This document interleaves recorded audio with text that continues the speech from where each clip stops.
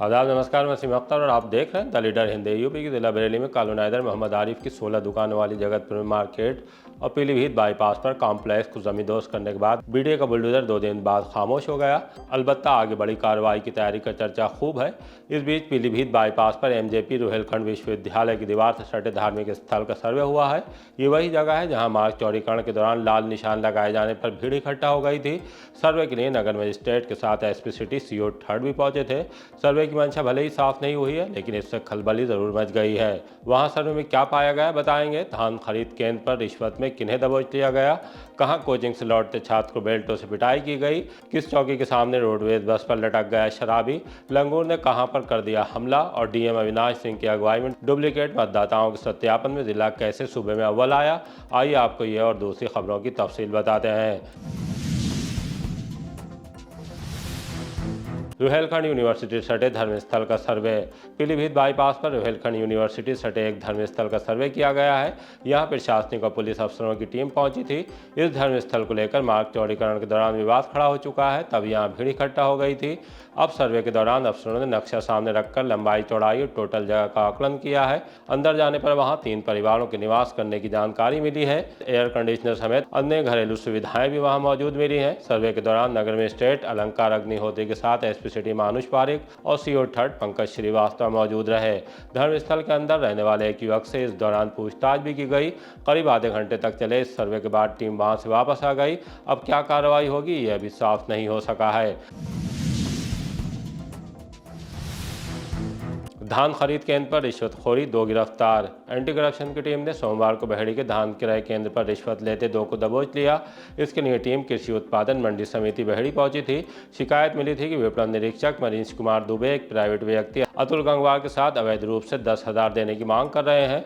बहेड़ी के मलकपुर निवासी सुनील कुमार ने एंटी करप्शन कार्यालय आकर शिकायत दर्ज कराई थी। बताया था कि वजन और खरीद प्रक्रिया के नाम पर प्रति क्विंटल के हिसाब से 10,000 रुपये लिए जा रहे हैं। शिकायत का संज्ञान लेते हुए टीम प्रभारी जितेंद्र सिंह ने सोमवार दोपहर धान क्रय केंद्र परिसर में जाल बिछाकर दोनों आरोपियों को रिश्वत लेते रंगे हाथों गिरफ्तार कर लिया। इसके बाद भ्रष्टाचार निवारण अधिनियम की धाराओं के तहत थाना देवरिया में मुकदमा दर्ज कराया जा रहा है। कोचिंग से लौटते छात्र से मारपीट, बेल्ट से पीटा। थाना सुभाष नगर के मणिनाथ निवासी सक्षम शर्मा ने मारपीट और जान से मारने की धमकी को लेकर पुलिस में शिकायत दर्ज कराई है। सक्षम ने बताया कि 22 नवंबर को कोचिंग से लौट रहा था। नेकपुर हनुमान मंदिर के पास पहुंचा तो वहां पहले से मौजूद 4 युवकों ने उसे घेर लिया। हिमेश गिरी, यशु चौधरी और 2 अज्ञात युवक ने लात घूंसों और बेल्ट से उसकी पिटाई कर दी, गाली गलौज भी की। पीड़ित का कहना है कि आरोपी भागते समय उसे जान से मारने की धमकी दे गए हैं। डर है कि दोबारा कोचिंग जाते वक्त कोई घटना अंजाम न दे दी जाए। ससुराल जा रहे युवक से चैन लूटी, मारपीट। इज्जतनगर थाना क्षेत्र के गिरधारीपुर गांव में गाली गलौज का विरोध करना एक युवक को महंगा पड़ गया। आरोप है कि दबंगों ने युवक के साथ मारपीट की और उसकी चैन भी लूट ली। पीड़ित जब शिकायत लेकर चौकी पहुंचा तो पुलिस ने उसे वहां से भगा दिया। इसके बाद युवक ने पूरी घटना की शिकायत इंस्पेक्टर इज्जतनगर से की है। पीड़ित ने आरोपियों के खिलाफ कार्रवाई की मांग की है। लखन, मैं ससुराल जा रहा था गिरधारीपुर गाँव में। वहाँ पे पास में चौराया है, वहाँ पे कुछ लोग पिए हुए खड़े हुए थे तो मैंने हॉर्न दिया था बाइक का, तो मेरे से गाली गलौज करने लगे। तो मेरे से हाथापाई करी, मेरी ये सब फाड़ दी और चैन थी मेरी वो तोड़ के ले गए। चलती रोडवेज बस पर लटक गया शराबी। हाफिजगंज थाना क्षेत्र में इठौरा चौकी के सामने एक शराबी युवक ने बीच सड़क पर जमकर तांडव किया। रोडवेज की बस के सामने खड़ा हो गया, बस रोकने की कोशिश करता रहा। जब चालक ने बस चलाई तो खिड़की पर लटक गया, जबकि ड्राइवर बस चलाता रहा। पूरी घटना का वीडियो सोशल मीडिया पर तेजी के साथ वायरल हो रहा है। आइए आपको भी दिखाते हैं।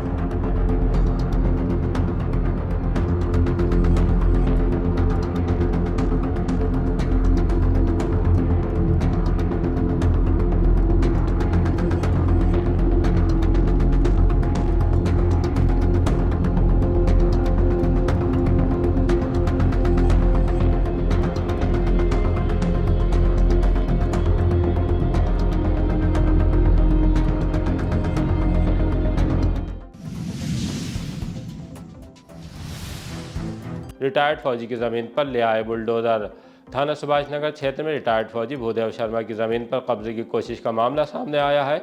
आरोप है कि पहले झूठी एफआईआर दर्ज कराई गई, फिर बुलडोजर के साथ हथियारबंद गुंडे लेकर कब्जा करने पहुंच गए। पीड़ित भूदेव शर्मा का कहना है कि वर्ष 2019 में उनके खिलाफ लगातार झूठे मुकदमे दर्ज कराए जा रहे हैं, जिनमें से कई अभी कोर्ट में लंबित हैं। इसी बीच करीब 40-50 हथियारबंद लोग जेसीबी लेकर उनकी जमीन पर धावा बोलने के लिए पहुंच गए। सूचना पर डायल 112 पहुंची और कब्जा करने की कोशिश को रोक दिया गया। मामले में चकबंदी और सिविल कोर्ट में भी विवाद लंबित है।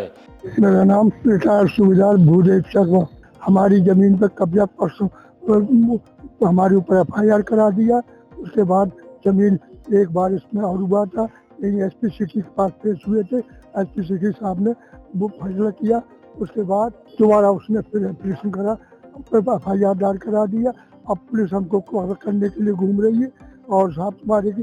तो पुलिस अब जब कब्जा करने आए, हमने रोका, 112 फोन किया, 112 आई तो हमसे बोला उनका वो क्या नाम है ऋषि गुप्ता कि ये फोन करोगे तुमको चुपचाप बनाने दो, नहीं तो हम तुम्हारे ऊपर एफआईआर जेल बंद करने देंगे और काम हम करा लेंगे। और लोग हैं जो सुमित भारद्वाज। हम चाहते हैं न्याय साहब। हम अब हमारी जमीन पर कब्जा कर लिया परसों, अब वो जमीन पर चारों तरफ बाउंड्री कर लिया। हम चुपचाप देखते रहे तो हमें दुख है, हम इसलिए आए साहब। लंगूर के हमले में युवक की हालत नाजुक। थाना सुभाष नगर क्षेत्र के महेशपुर ठकुराइन में एक युवक पर लंगूर के हमला कर देने का मामला सामने आया है। 35 वर्षीय रामस्वरूप सुबह मजदूरी पर जा रहे थे, तभी पीछे से आए लंगूर ने उनके दाएं कांधे पर दांत गड़ा दिए। वो लहूलुहान हो गए। परिजनों ने उन्हें तत्काल जिला अस्पताल पहुंचाया, जहां रामस्वरूप का इलाज जारी है। रिकार्ड कबाड़ी को बेचने वाली स्टाफ बर्खास्त। डीएम अविनाश सिंह की अध्यक्षता वाली जिला स्वास्थ्य समिति की समीक्षा बैठक में टीकाकरण से बचने वाले परिवारों पर कठोर कार्रवाई के निर्देश दिए गए। एक ग्रामीण के 10,000 रुपये लेकर टीकाकरण कराने की मांग पर डीएम ने सख्त नाराजगी जताई, तुरंत कार्रवाई के निर्देश दिए। बैठक में आशा कार्यकर्ताओं के काम की समीक्षा हुई। लापरवाही पर शहरी और ग्रामीण क्षेत्र की कई आशाओं, जिनमें वर्षा सक्सेना, रानी प्रभा पाल, साधना शर्मा, चांदनी रस्तोगी, कल्पना, आशा देवी और डॉली की सेवा को समाप्त करने का प्रस्ताव रखा गया। इसी तरह गिरधरपुर, पदारतपुर, अहिलातपुर की आशाओं मोना, निरंजना, रजनी की सेवा समाप्ति की संस्तुति कर दी गई। आशा ज्योति प्रकाश संविदा स्टाफ की आशा भुगतान वाउचर रद्दी में फेंकने का आरोप सही पाए जाने पर सेवा समाप्त करने का फैसला लिया गया है। 387 ग्राम अफीम के साथ 2 तस्कर गिरफ्तार। थाना भमौरा पुलिस ने अवैध मादक पदार्थों की तस्करी करने वाले 2 अभियुक्तों को गिरफ्तार किया है। ग्राम खेड़ा से रुद्रपुर जाने वाले रोड पर चेकिंग के दौरान पकड़े गए तस्करों से 387 ग्राम अवैध अफीम, 2 मोबाइल फोन और 1 मोटरसाइकिल बरामद हुई है। उनके नाम अवनीश निवासी बुधपुरा थाना बिनावर और ओमेन शर्मा निवासी नगरा बाजार थाना आंवला है। इनके खिलाफ थाना भमौरा में एनडीपीएस एक्ट के तहत मुकदमा दर्ज किया गया है, जबकि तीसरा अभियुक्त दान सिंह फरार है। पूछताछ में अभियुक्तों ने बताया कि उनके दादा के नाम अफीम की खेती का लाइसेंस है और सरकारी मानक पूरा करने के बाद बची हुई अफीम को बेचने जा रहे थे। मीरगंज पुलिस ने पकड़ लिए 2 स्मैक तस्कर। थाना मीरगंज पुलिस ने नशे के खिलाफ चलाए जा रहे अभियान के तहत 2 अभियुक्तों को गिरफ्तार किया है। तब जबकि सरौली चौराहे के पास चेकिंग के दौरान राहिल और नाजिम निवासी मोहम्मदगंज ने पुलिस को देखकर भागने का प्रयास किया। उनके कब्जे से 33 ग्राम स्मैक बरामद हुई है, जिसमें 19 ग्राम राहिल से और 14 ग्राम नाजिम से मिली है। एनडीपीएस एक्ट के तहत उनके खिलाफ मुकदमा दर्ज कर लिया गया है। 9 साल से समस्याओं को लेकर संघर्ष कर रहे पेंशनर्स। ईपीएस 95 राष्ट्रीय संघर्ष समिति के पेंशनर ने अपनी 4 सूत्रीय मांगों को लेकर प्रधानमंत्री को संबोधित ज्ञापन नगर मजिस्ट्रेट को सौंपा। जिलाध्यक्ष सुनील कुमार सक्सेना और ओपी शर्मा के नेतृत्व में पेंशनर कलेक्ट्रेट पहुंचे। उन्होंने बताया कि देश भर के 81 लाख ईपीएस 95 पेंशनर पिछले 9 वर्षों से अपनी समस्याओं के समाधान के लिए संघर्ष कर रहे हैं।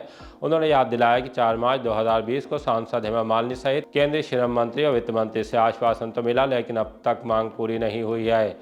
मैं ओपी शर्मा, मंडल अध्यक्ष, राष्ट्रीय संघर्ष समिति बरेली मंडल बरेली। हमारी मुख्य मांग है कि 7500 रुपये हमारा जो है पेंशन दी जाए, प्लस साथ में डीए दिया जाए। पति पत्नी को निःशुल्क चिकित्सा, और जो लोग इस योजना से, पेंशन योजना से वंचित है, उनको 5000 रुपये माहवार गुजारा भत्ता, और जो हाई कोर्ट का निर्देश जो है विगत दिनों हुआ था, उसके अनुसार हमें हाईयर पेंशन का जो लाभ दिया जाए। ये हमारी 4 सूत्रीय मांगे हैं। इसको लेकर के हमारे जो है राष्ट्रीय नेतृत्व द्वारा मतलब पूरे हिंदुस्तान के 28 राज्यों में सभी जिलाधिकारियों के माध्यम से माननीय प्रधानमंत्री को जो है ये ज्ञापन दिए जा रहे हैं। हमारे जो है प्रधानमंत्री जी से कई बार हमारे राष्ट्रीय नेतृत्व मिल चुका है। उन्होंने आश्वासन दिया कि आपकी 4 सूत्रीय मांगों को पूरा किया जाएगा, लेकिन अभी तक जो है उस पर कोई कार्रवाई नहीं की गई है। इसी को बार बार हम लोग जो है उठाते रहे हैं और 3 और 4 जो है दिसंबर को बहुत विशाल जो है धरना प्रदर्शन करके ज्ञापन जो है दिया जाएगा और केंद्र सरकार का ध्यान इसकी ओर आकर्षित कराने की हर संभव प्रयास किया जाएगा। इसीलिए हमारा आज की ये ज्ञापन कार्य। इको चला रहे ड्राइवर की मौत, 2 दोस्त घायल। शादी समारोह में शामिल होने जा रहे 3 युवकों की इको कार को बीसलपुर क्षेत्र में एक अज्ञात वाहन ने जोरदार टक्कर मार दी।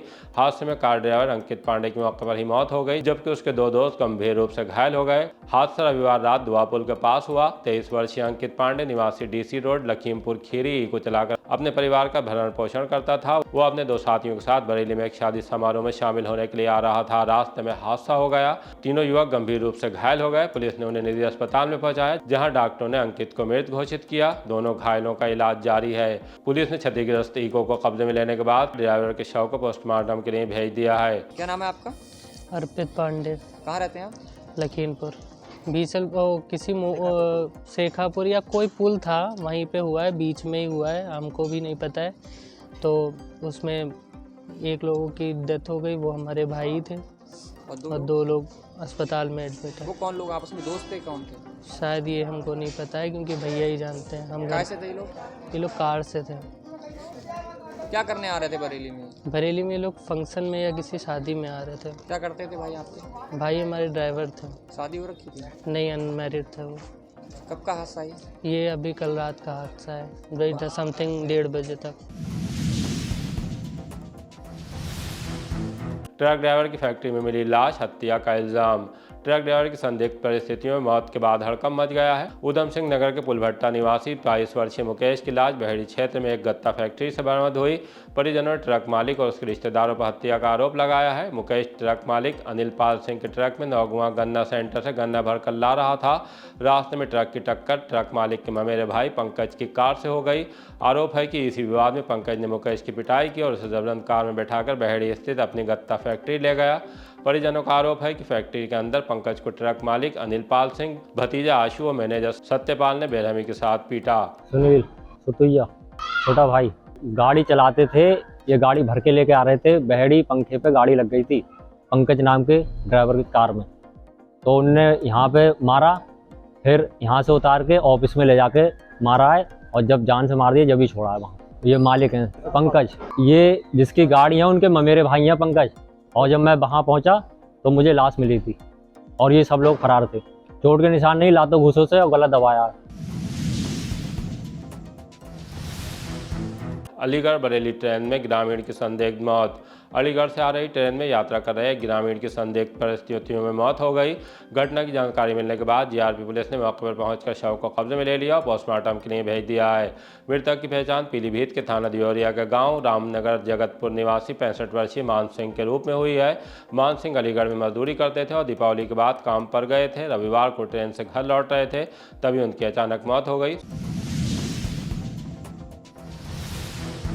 डुप्लीकेट वोटर सत्यापन में जिला सूबे में अव्वल। त्रिस्ती पंचायत मतदाता सूची में डुप्लीकेट मतदाताओं के सत्यापन में अपना जिला सूबे में अव्वल आया है।